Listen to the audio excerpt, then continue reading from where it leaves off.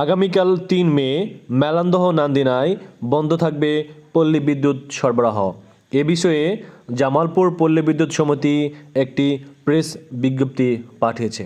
সে press বিজ্ঞপ্তিতে উল্লেখ করেছে, জামালপুর পল্লী বিদ্যুৎ সমিতির মেলান্দহ নান্দিনা জোনাল অফিসের আওতাধীন সম্মানিত গ্রাহকদের অবগতির জন্য জানানো যাচ্ছে যে আগামীকাল জামালপুর গ্রিড হতে মেলান্দহ ও নান্দিনা 33 কেভি ফিডার রক্ষণাবেক্ষণ কাজের জন্য আগামীকাল রোজ শনিবার সকাল 9টা থেকে বিকাল 4টা পর্যন্ত আওতাধীন এলাকাসমূহে বিদ্যুৎ সরবরাহ বন্ধ থাকিবে।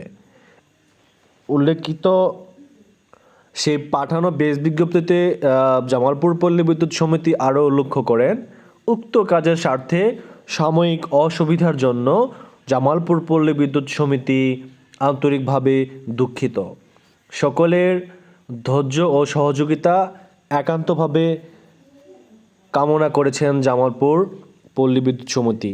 একই সাথে বিশেষ দ্রষ্টব্যে উল্লেখ করে তারা বলেন, কাজের বাস্তবতা ও নিরাপত্তার স্বার্থে উল্লেখিত বিদ্যুৎ বন্ধের সময় কম বেশি হতে পারে।